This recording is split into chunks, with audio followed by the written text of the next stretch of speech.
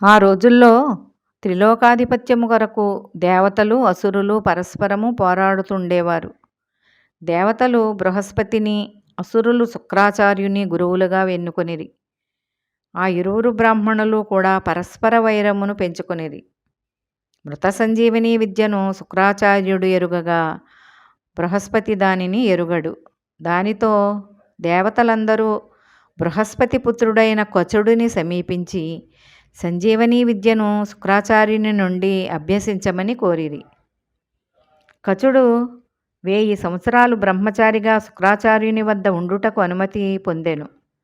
అతడు గురువునే కాకుండా గురుపుత్రి అయిన దేవయానిని కూడా సంతృప్తిపరచెను. రాక్షసులు సంజీవని విద్యను కాపాడుకొనుటకు కచుని తిరిగి తిరిగి చంపుతుండెను. దేవయాని ప్రార్థన మేరకు శుక్రాచార్యుడు సంజీవని విద్యను ప్రయోగించి కచుని తిరిగి తిరిగి బ్రతికించసాగాను. ఒకసారి రాక్షసులు కచుని చంపి శరీరమును బూడిద చేసి ఆ బూడిదను మద్యములో కలిపి శుక్రాచార్యుని చేత తాగించిరి. దేవయాని కచుని బ్రతికించమని తండ్రిని పట్టుపట్టుటతో శుక్రాచార్యుడు కచుని పిలువగా అతడు పొట్టలో నుండి తన స్థితిని వివరించెను. దానితో శుక్రాచార్యుడు దేవయాని నీ సేవలకు ప్రీతి చెందెను కనుక నేను నీకు మృత సంజీవని విద్యను ప్రసాదించెదను. దీనిని స్వీకరించి నీవు నా పొట్టను చీల్చుకొని బయటకు రమ్ము. నీవు నాకు కొడుకుతో సమానమగును. బయటకు వచ్చి నన్ను తండ్రికి వలె బ్రతికించుము అనెను. కచుడు సంజీవని విద్యను పొందిన పిమ్మట కూడా 1000 సంవత్సరాలు పూర్తయ్యేంత వరకు శుక్రాచార్యుని వద్దనే ఉండెను. కచుడు బయలుదేరినప్పుడు దేవయాని అతడిని సమీపించి తనను వివాహం చేసుకోమని కోరెను. కచుడు వెంటనే శుక్రాచార్యుడు నీకు ఎట్లు తండ్రో నాకు కూడా అట్లే తండ్రి కనుక నీవు నాకు సోదరివి. నన్ను ఆశీర్వదిస్తూ నాకు వెళ్ళుటకు అనుమతించుము. దానితో దేవయాని నన్ను తిరస్కరించుట చేత నీకు సంజీవని విద్య పనిచేయదు అని క్రోధంతో శపించెను. దానితో కచుడు నేను శాపము పొందదగినవాడను కాను. నీవు ధర్మానుసారముగా ప్రవర్తించక కామముతో నాకు శాపము ఇచ్చితివి. బ్రాహ్మణుడెవరు నిన్ను వివాహమాడడు. నాకు విద్య సిద్ధించకపోయినను నష్టమేమీ లేదు. నేను నేర్పిన వారికి అది సిద్ధించును అని చెప్పి కచుడు స్వర్గమునకు వెళ్ళిపోయాను. అక్కడ దేవతలందరూ అతని వద్ద దానిని అభ్యసించిరి. దానితో ఇంద్రుడు దేవతలతో కూడి అసురులపై దాడి చేయుటకు వెళుతూ దారిలో స్త్రీలు జలకాలాడుటను చూచిరి. ఇంద్రుడు వాయురూపములో గట్టున గల వస్త్రాలన్నింటినీ కలిపివేశాను. దానితో అసురరాజు వృషపర్వుని కూతురు శర్మిష్ఠ పొరపాటున గురుపుత్రి దేవయాని వస్త్రాలను ధరించెను. అది చూసిన దేవయాని అసురరాజు కూతురవు, నా వస్త్రాలను ధరించుటకు ఎంతటి ధైర్యము అని కలహము పెట్టుకోసాగాను. దానితో శర్మిష్ఠ నీ తండ్రి రాత్రింబవళ్ళు నా తండ్రి వెంట ఉంటూ నిరంతరము భట్టుకు వలె పొగుడు బ్రాహ్మణుడు. అట్టి నీకెంతటి గర్వము అంది. దేవయాని కోపంతో శర్మిష్ఠ వస్త్రాన్ని లాగాను. దానితో శర్మిష్ఠ దేవయానిని నూతిలోకి త్రోసి నగరమునకు వెళ్ళిపోయాను. అదే సమయంలో యయాతి మహారాజు వేటాడుతూ ఆ నూతి దగ్గరకు వెళ్ళాను. అక్కడ ఆ నూతిలో అందమైన కన్యను చూశాను.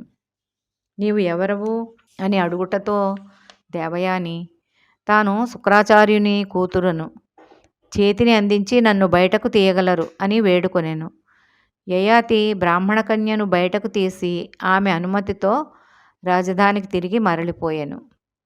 దేవయాని తన దాసీని పిలిచి తాను వృషపర్వ మహారాజు రాజ్యములో అడుగు పెట్టనని తండ్రికి తెలుపమనెను. అట్టి అవమానం గూర్చి వినిన శుక్రాచార్యుడు ఆ పైన ఎట్టి ఆలోచన చేయకుండా వృషపర్వుని కొలువుకూటమునకు వెళ్ళి క్రోధముతో నేను మిమ్మల్ని విడిచి వెడుతుంటునని తెలిపాను. అది వినిన వృషపర్వుడు ముకుళిత హస్తాలతో గురుదేవా మమ్ము విడిచి వెళ్ళరాదు అని ప్రార్థేయపడెను. దానితో శుక్రాచార్యుడు శాంతించి నీవు నా కూతురిని ప్రసన్నము చేసుకోమని కోరెను. వృషపర్వుడు దేవయానిని సమీపించి తల్లి నీ కోరిక ఏదైనాను నెరవేర్చెదను. దయచేసి మా రాజ్యమును విడిచి వెళ్ళరాదు అని వేడుకొనెను. దానితో దేవయాని తనకు 1000 మంది దాసీలతో కూడి శర్మిష్ఠ సేవ చేయవలెనని, తాను ఎక్కడకు వెళ్ళినా అక్కడకు తాను వెంటనే రావాలనని కోరెను. అందుకు వృషపర్వుడు అంగీకరించాను. ఒకరోజు దేవయాని శర్మిష్ఠతో కూడి వనవిహారం చేస్తుండెను. యాదృచ్ఛికముగా నహుషుని పుత్రుడు యయాతి మహారాజు కూడా అక్కడకు వెళ్ళుట జరిగెను. దేవయాని యయాతి మహారాజుతో, రాజా, ఇది వరకు ఎన్నడూనూ నా పాణిగ్రహణము జరగలేదు. నూతి నుండి పైకి తీసినప్పుడు నా పాణిగ్రహణము చేసితివి, కనుకనే నిన్ను పతిగా వరించి తిని. నేను ఇప్పుడు నా శర్మిష్ఠ దాసీలతో సహా మీ అధీనురాల్ని స్వీకరించుమని కోరెను. దానితో యయాతి మహారాజు, నేను క్షత్రియుడను, నీ తండ్రి ఇట్టి వివాహముకు అంగీకరింపలేడు అనెను.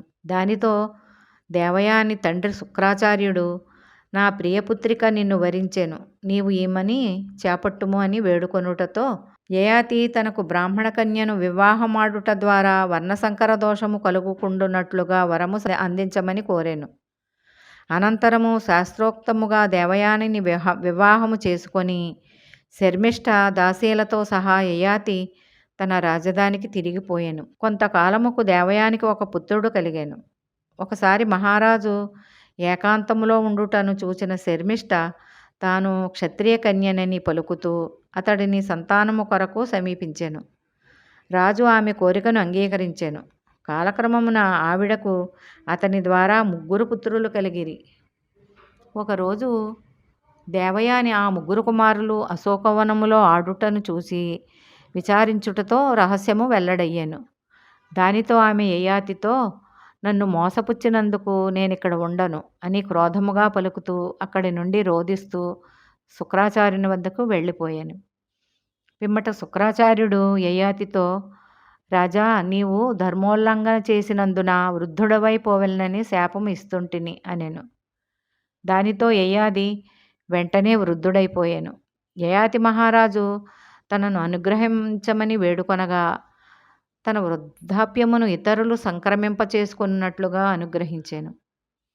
యయాతి మహారాజు తన ప్రథమ పుత్రుడు యదువును పిలిచి, నాకు నా యవ్వన భోగాలను అనుభవించి తృప్తి పొందలేదు కనుక తన వృద్ధాప్యమును తీసుకొని నీ యవ్వనమును నాకు ఇచ్చినచో 1000 సంవత్సరాలు గడిచిన పిమ్మట నీ యవ్వనమును నీకు తిరిగి ఇచ్చేదను అనెను. అందుకు అతడు నిరాకరించుటతో యయాతి అతనికి రాజ్యార్హత లేదు అని పలికి తన 2వ కొడుకును తుర్వసుని పిలిచి అడగగా అతడు కూడా నిరాకరించుటతో, నీ వంశము ఇక్కడ కొనసాగదు, నీవు మాంసము భుజించి వారికి, దురాచారాలకు, వర్ణసంకరులకు, మ్లేచ్చులకు రాజు అవుదువు అని దేవయాని యొక్క 2 కొడుకులను శాపమిచ్చాను. పిమ్మట శర్మిష్ఠ పుత్రుడు దుహ్యువును పిలిచి అడిగినను అతడు వృద్ధాప్యమును చేత ఎట్టి సుఖములను అనుభవింప సాధ్యపడదని నిరాకరించెను. దానితో యయాతి, నీవు ఎడ్లు, గొర్రెలు, ఏనుగులు, రథాలు, పల్లకిలు, గాడిదలు కూడా లేకుండా నావలు మాత్రమే తిరిగే ప్రాంతాలలో నివసించుము అని శపించెను. తరువాత పుత్రుడు అనుడు కూడా తిరస్కరించుటతో నీ సంతానమంతయు యవ్వనములోనే మరణించునని శపించెను. చివరకు పూరుని పిలిచి కోరగా పూరుడు ఎంతో ఆనందముగా తండ్రి కోరికకు అంగీకరించెను. దానితో యయాతి ఆనందముతో, నీ ప్రజలు ఎల్లప్పుడూ ఆనందముగా జీవించెదరు అని ఆశీర్వదించి శుక్రాచార్యుని ధ్యానించి తన వృద్ధాప్యమును పూరినికిచ్చి అతని యవ్వనమును గ్రహించెను. యయాతి ఆ విధముగా యవ్వనమును గ్రహించి ఇచ్ఛానుసారముగా భోగింపసాగాను. కానీ ధర్మమును ఎన్నడూనూ అతిక్రమించలేదు. అట్లు 1000 సంవత్సరాలు పూర్తయిన పిమ్మట పూరుని పిలిచి, కుమారా, భోగాలు అనుభవించుట వలన భోగేచ్ఛ చల్లారదని ఇప్పుడు నాకు నిశ్చయముగా తెలిసాను. నిప్పులో నెయ్యి ఎంత పోసినా మండుతూనే ఉంటుంది. ఈ లోకములోని ఆహారము, బంగారము, స్త్రీలు, కాముకుల కోరికను పూర్తిగా తీర్చలేవు. కనుక సుఖము వాటిని పొందుటలో లేదు, విడుచుటలోనే కలదు. దుష్టులు తమ వాంఛలను విడువలేరు. వారు వృద్ధులైనను వాంఛ మాత్రము ముదుసలిది కాదు, దానిని విడిచినప్పుడే సుఖము కలుగును. యయాతి మహారాజు తన చిన్న కుమారుడైన పూరునికి రాజ్యాభిషేకం చేసి వానప్రస్థాశ్రమము స్వీకరించి బ్రాహ్మణులతో కలిసి రాజధానిని విడిచిపోయాను. పురువంశ వర్ణనము. దక్షుడు, అదితి, వివస్వంతుడు, మనువు, ఇలా, పూరురవుడు, ఆయువు, నహుషుడు, యయాతి క్రమముగా జన్మించిరి. యయాతికి దేవయాని శర్మిష్ఠకు ద్రహ్వ్యను పూరులు జన్మించిరి. యదు ద్వారా యాదవులు, పూరిని ద్వారా పౌరవులు కలిగిరి.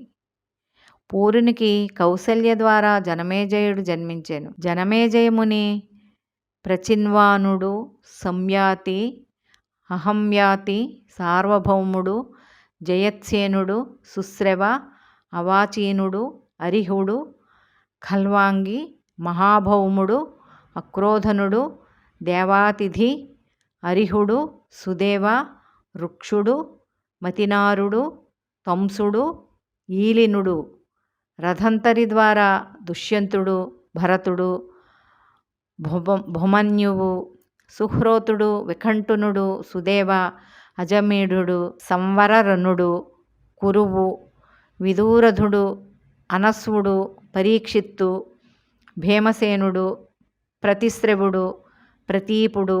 అతనికి 3 కొడుకులు. వారు దేవాపి, శాంతనుడు, బాహ్లీకుడు.